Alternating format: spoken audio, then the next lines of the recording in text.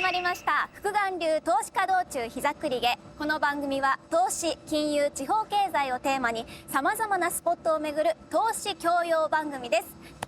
あれ、まずエミがいませんね。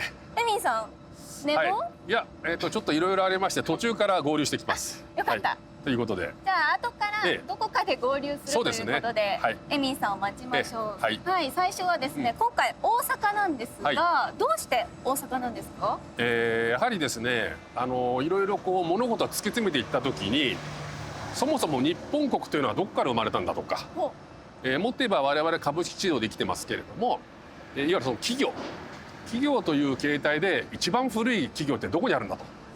こちらが金剛組第39代の金剛俊孝さんって方が書いた本なんですが、世界で一番古い会社金剛組と。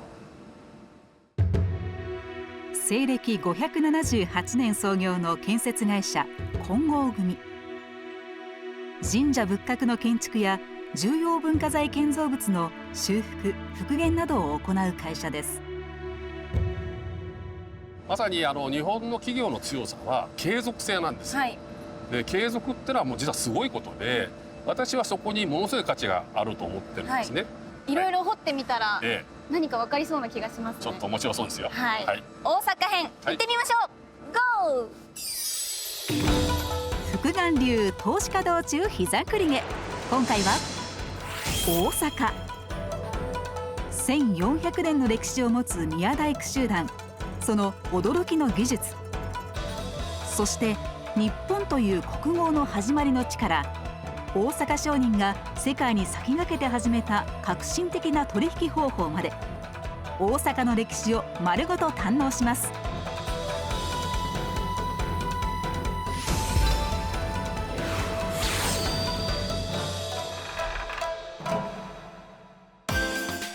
投資家道中膝栗毛は、価値競争の未来へ、レイサムの提供でお送りします。付加価値を高めようとする物件ができれば私オーダーメイドしたいんですよ。すごいゼロベースでお客様と作るっていうところを即断即決、100億から200億、元気な日本を作る。ある種型がない、アグレッシブなところがすごくレイサムらしいところかな。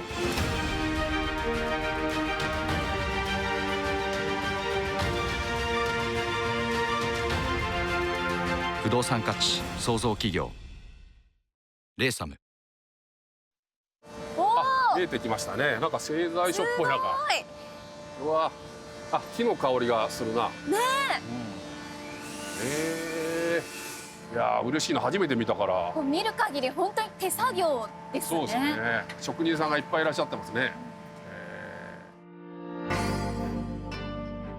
金剛組には専属の宮大工が関西に5組、関東に2組存在し、これらの組が一体となり匠会という組織を結成しています。ここからはお話を聞いていきます。金剛組会長の利根健一さんと木内組棟梁の木内茂雄さんです。よろしくお願いします。お願いします。その宮大工と普通の大工は何が違うんでしょう？宮大工の場合は、仏さんとかで神さんが住む家を、住むとかいうけど、宿る家を作ってるので、やっぱり信仰の対象、建物自体が信仰の対象になるので、まず豪華に彫刻を入れたり、みんなが手を合わせるぐらいの建物にやってるんですよね。なんか技法上何か違うことはあるんですか？特徴はあるんですか？まず金紋は一切使わない。これは昔からそうやけども、屋根の板止めるのは釘で止めるけども、他の構造部材は一切金紋は使わないです。じゃあどうやってそれを？全部組手で。組手です。釘を使わない組手、その仕組みをお伺いしました。長い方向につなぐのがこれ継ぎ手で、直角方向に行くのが仕口。引っ張ってもどうもならないし。木でしか全然動かない。なんかすぐ外れるんですか？ちょっとこれを外すともう。本当だ。この一本の木で。これがちょっと変わっててね。それはこういうの。なるほど。すごい緻密な設計。でこういう継ぎ手とかこういうののルールとしては中が空洞になったらあかんよ。全ての面がついてなあかん。ぴったり。ぴったりこの面もこの面も全部ぴったりついてなあかん。そういう一つのルールがあってね。金剛組さんの方ではその技術の伝承というのは何かそういう研修制度があるんですか？そこに立てかけてあるんですけど、はい匠成塾のを作りまして、はい、でここで4月から9月まで6ヶ月間、各棟梁が講師となって指導して適性を見たり、いろんなことをそこで各組に採用してもらう。さあこちらには宮大工になられたばかりの佐藤さくらさんにお越しいただきました。佐藤さんおいくつですか今？21です。若い、宮大工にはなぜなられたんですか？木と木を組み合わせる継ぎ手っていうのの面白さを知って、そこでこの道に進みたいってなって現在に至ります。なるほど。これ佐藤さんが最近出したやつ。佐藤さんのこれどのくらいの薄さなんですか？これ18ミクロン。18ミクロン1000分の18ミリ。18ミクロンはもう合格ですか？合格じゃない。じゃなくて一桁出さないと合格で。そうなんだ。普通の大体大工さんが仕事でやっぱり30とかそれぐらい削ってたらもうこれで OK です。それ30以下20ぐらいに削ったらもう結構すごい金額。それはもう10とか9なんて言ったらもうそんなもん運がええぐらいしか思えない。いや金剛組さんの宮大工はやっぱ違いますね。ちょっと違いますね。すごい。金剛組の技術はこうして受け継がれていくんですね。続いて一行は大阪市内にある四天王寺に向かいました。さあエミンさんここから合流です。よろしくお願いします。よろしくお願いします。おはようございます。おはようございます。さあ我々ですね四天王寺に今来たんですが、四天王寺と金剛組との関わりについて利根さんと一緒に回っていきたいと思います。西暦593年、日本仏教の祖とされる聖徳太子は四天王寺建立のため百済から3人の宮大工を招きました。そのうちの一人が金剛重光、金剛組の初代です。金剛重光は、そのまま聖徳太子様にここに残って、四天王寺をお守りしなさいということで、ずっと四天王寺さんの、お抱え大工として、今日まで来ていると。現在の金剛組さんと四天王寺との関わりっていうのはどういったところにあるんですか？当然今もですね、継続的にお仕事はいただいてますし、それ以外にはですねこの金堂の中で毎年1月11日にちょんな始め式という宮大工の仕事始めの儀式をやってます。これは大阪市の無形文化財にも指定されてまして、それはもう毎年の儀式としてやってますし、さあお次は陽明殿という場所ですが、こちらはどういったところなんでしょうか？これはですね聖徳太子様の実の父親といいますか、陽明天皇を祀ってある、ものです。ちょうどその聖徳太子様が亡くなって1400年の御世紀事業の一環として、2019年、に当社の方で、再建というか建立させていただいたと。こちらはどういった場所になるんですか？これはですねあそこに書いてあるように万象堂といいまして、中に差し金を持った聖徳太子様が祀られています。やっぱり宮大工を呼んだ四天王寺様がその宮大工の始祖ということで、ここで毎年万象堂法要ということで主に建築会社が参列して、じゃあやっぱあれですね、金剛組さんは聖徳太子と共にあったみたいなそんな感じですかね今でも。聖徳太子様には呼ばれでここに残れと命じられたと。なるほど。であとはやっぱりその四天王寺様がずっと。そうか。ただ南方抱え大工言うてもですねその時々の棟梁がね、当主、やっぱりぼっとしとったやつでは、仕事的にまずければお叱りを受けたり、もうよしてる人いるんですか？それは分かりません1400年の間ですからね。ちょっとそちら紐を持っていただいて。紐ですね。いいですか？もうちょっといいですか？いいです。はい。怖いな、緊張したな。うわもっと引っ張ってください。もっと持ってってください。もうちょいもっと。これが初代重光から始まりまして、始まりと書いてあります。今ここにあるのは39代のその本を書いた金剛利隆さんまでですね。でね、これも全部直径じゃないんですよね。そうなんですね。血縁重視じゃなくして、実力重視ということで、いろんなことをしながら当主にふさわしい人間を選んできたと。しかし2006年金剛組は多くの不採算事業を抱え窮地に陥ります。かなり重症やったらしいんですけども、当時の高松会長がですね、大阪の同業者としてね、やっぱりこの金剛組を潰すのが恥やと。歴史だけはどこも勝てんと。絶対勝てんと。ね、右に出るもおらんと。それ潰すわけにいかんやろと。素晴らしい。でお前ら技術一番言うとるけど、技術的にはね、京都や奈良にもね永大工おるかもしらん、お前んとこも一流やるけどもっと高いのがおるかもしらんけど、それよりも何よりもやっぱ歴史やと、重みやと、これは潰せんと。金剛組もすごいですけど高松さんもすごいですね。と思います。1400年、そのあまりにも長い道のりは四天王寺の存在と歴代棟梁たちの努力、そして高松建設の支援によって紡がれたものだったんですね。付加価値を高めようとする物件ができれば私オーダーメイドしたいんですよ。すごいゼロベースでお客様と作るっていうところを即断即決、100億から200億元気な日本を作る。ある種型がない、アグレッシブなところがすごくレイサムらしいところかなっていう。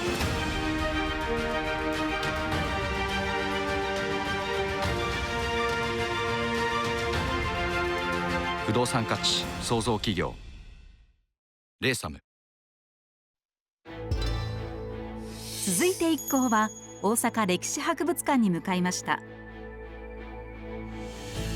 時代ごとに展示が並ぶ10階から7階の常設展示室では、原寸大の復元建物やミニチュア模型、映像、豊富な実物資料を通じて都市大阪の歴史と文化を紹介しています。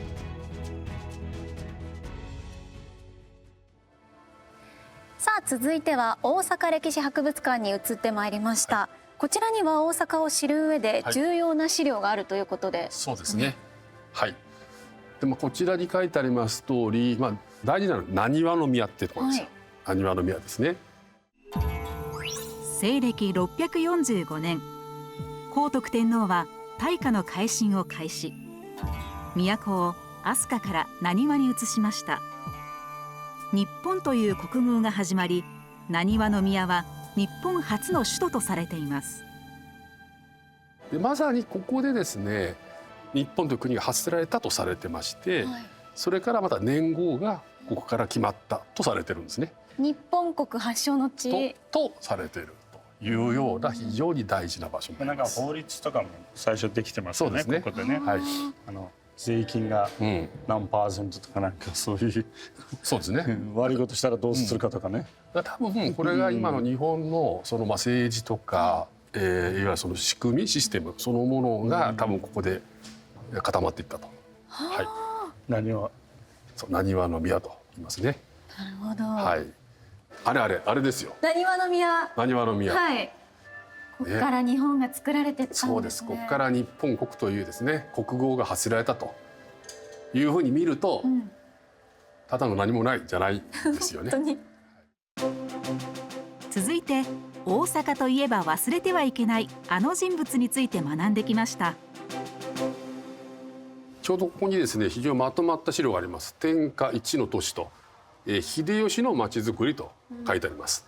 でこの大阪城の築城を始めたのが、羽柴秀吉、豊臣秀吉ですね。で、同時に商人や職人の居住域である城下町を整備していったと、多分計画的に都市を作っていったと。で結果として政治経済の中心地として、栄えていくと、こういう流れが書いてあります。なのでやっぱり、豊臣秀吉がやっぱり結構大きく影響したと。で、大阪がもう一つ発展した理由としまして、多分こちらですね。この地図が大事で、簡単に言うとこの水路で張り巡らされているということで、この水の都と言われたんですね。江戸時代、水路に恵まれた中之島周辺には各藩の蔵屋敷が立ち並び、年貢米が集まってきました。この年貢米の取引を担ったのが豪商淀屋をはじめとする大阪商人たちでした。米の取引は堂島へと移り、幕府の公認を受け最盛期を迎えます。一行は大阪取引所に向かいました。大阪市中央区北浜にある大阪取引所。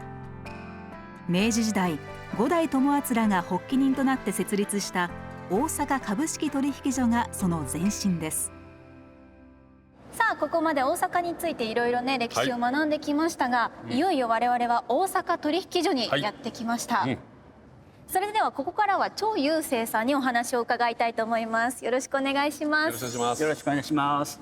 それでは OSE ギャラリーにご案内いたします。お願いします。まずはじめに堂島米会所で行われていた取引についてお伺いしました。堂島米会所では2種類の取引が主に行われておりました。一つが商米取引というものでございます。現物取引とか。そうですね。はい、商米取引が現物取引なんですけれども、実際に米俵の受け渡しは非常に重たいので、そういったことはされておらずに、米切手というものを使って取引されていました。ではこの米切手ってどういうものかと言いますと、年貢米を各藩がですね、換金する際に入札を行うんですけれども、その入札に応じた米商人がですね、お金を払う代わりにこの米切手を入手しますと。でこの米切手はいつでも蔵屋敷に持ち込めば米と変えることができるんですけれども、この米切手自体が取引することができまして、それが米会所で取引されていたということになります。まさに株券ですね。まさに株ですよね。そうですね。有価証券に準じたような機能があったと言われています。この証券とお米がある意味打換できると。今だったら金と打換できるなんて話ありますけど、それに近くて、その証券自体が売買されると。さようでございますね。はい。こちらが先物取引。そうですね。帳合米の帳は帳簿の帳、あるいは帳面の帳なんですけれども、その名通り帳面上で売りと買いを付け合わせて、そこだけで取引を成立させていました。で、帳合米で成立された取引については、必ずですね、所定の期日までに反対売買を行う必要があるんですけれども、その最初に買った時、売った時の値段と、最終的に反対売買で売った時と買った時の値段、そこの差額だけを取引する先金取引というものが行われていました。今もじゃあ先金決済って今と同じ仕組みですね。そうですね。でまたですね、この帳合米取引が実際の米の値段のディスクヘッジのためにも使われていたということもありまして、こういった特徴からですね、この帳合米取引は近代先物の先駆けというふうに言われております。面白い。やっぱりほら、現物価格と先物価格が、ほら。そうですね。今ちょっと乖離しているんですけれども、まさにアービトラージですね。そうですね。こちら最低取引が先物で売るとこの鞘が抜けると。そうですね。アービトラージそのものです。最後になるとスポットと一緒になるじゃん。価格が。はい。で最終的にこちらには現物と先物の価格が。面白い。すごい。なるほどね。はい。ではこちらの絵を見ていただきたいんですけれども、こちらは何をされているかお分かりですか？旗振ってますね。そうですね。白い。通信を行っています。なるほど。何の情報を通信しているかお分かりでしょうか？株価？そうですね。米相場、これを伝達しているんですね。相場を旗振ることによって伝伝えてるんですか？そうですね。で情報の受け手は望遠鏡を使って情報を受けるわけなんですけれども、情報を受けた後は今度は自分が情報を発信する人になって旗を振るというところを次々と繰り返すことによって情報を遠くへ伝えていくということをやっていたわけですね。でもこれ神戸に3分、はい岡山に15分、そうです広島40分。そうですね。かなりのスピードですよね。神戸3分ってすごくないですかこれ。世界に先駆けた先物取引旗振り通信。計算機も通信機もない時代に大阪商人たちは自由な発想で次々と新しい方法を生み出していったんですね。2013年に東京証券取引所と大阪証券取引所は経営統合しまして日本取引所グループの一員になりました。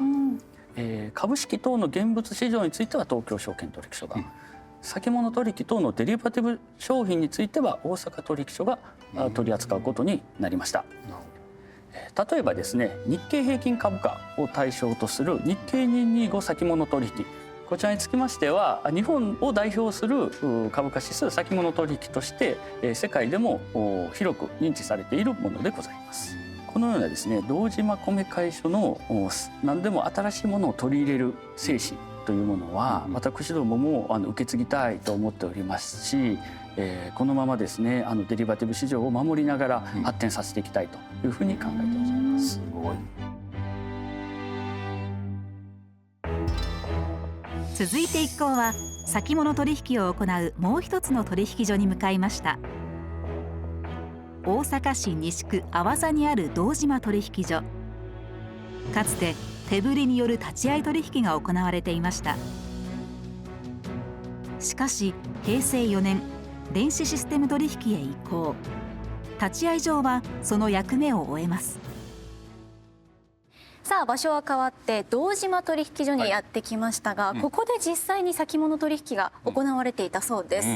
藤見徳夫さんにお話を伺いたいと思います。よろしくお願いします。藤見でございます。お願いします。よろしくお願いします。ここで実際に先物取引が行われていたと。はい、こういうふうにですね手を振ってハンドサインですかね。そうですね。それを駆使しまして皆さんが取引をなさってた場所だということですね。あれの10月12月2月とあれを現月で言うんですけれども、その現月について取引をするんですけれども、値段は一つしかないわけです。取引を集めて、手を打つんではなくて全部それを取引所が集中して預かって売りが多いか買いが多いかで値段を上げ下げしていって売りと買いの数がゼロになった時点が価格だということですね。お話だけだと少し難しいので実際に立ち会いを再現していただきました。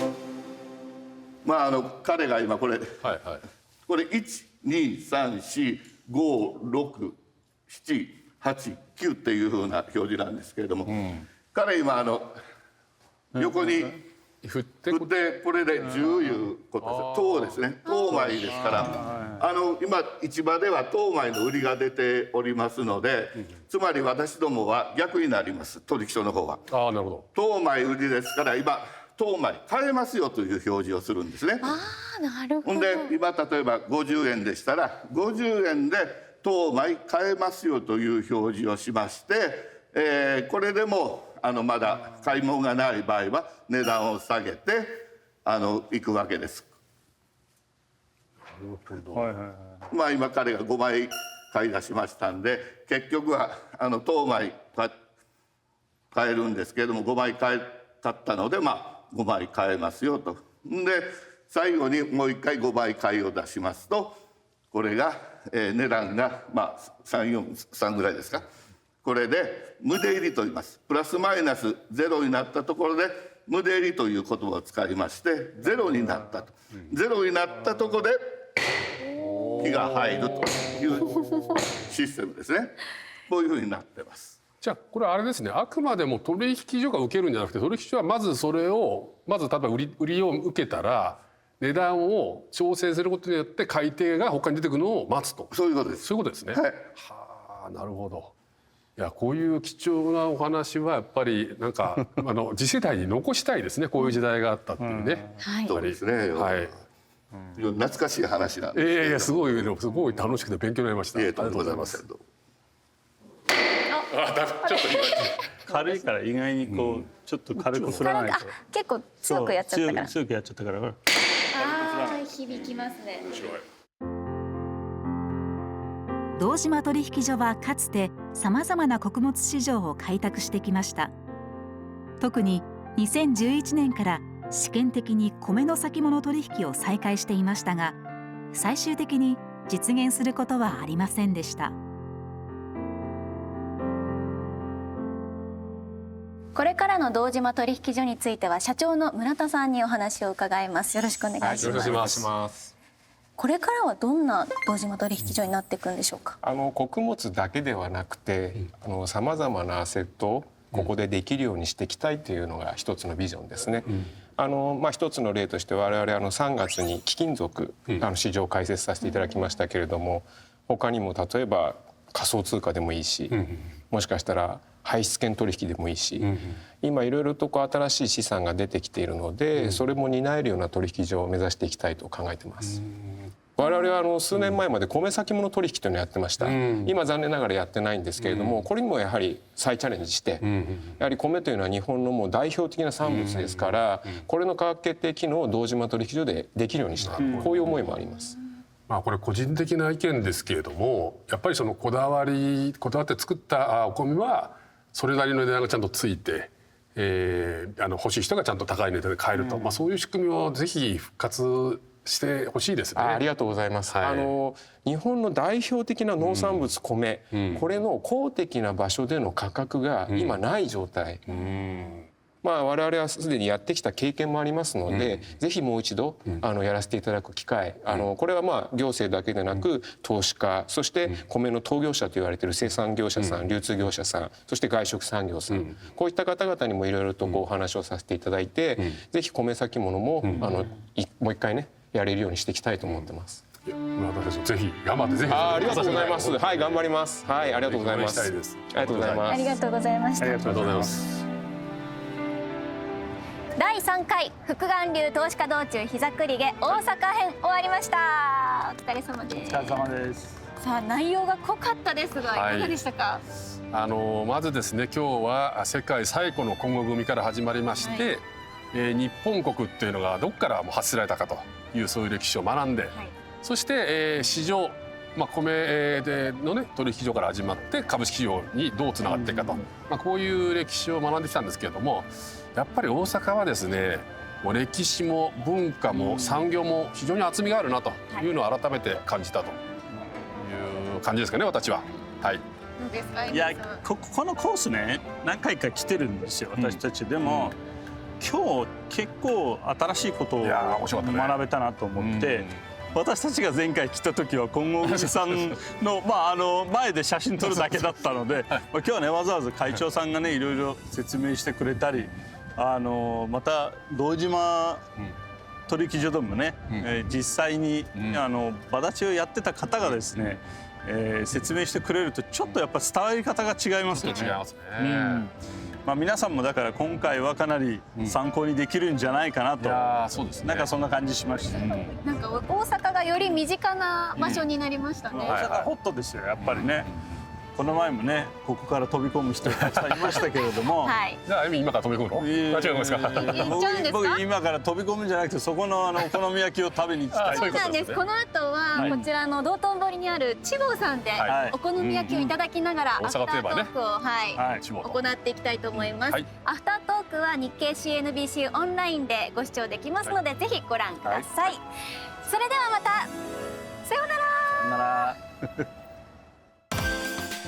この番組は価値競争の未来へレーサムの提供でお送りしました。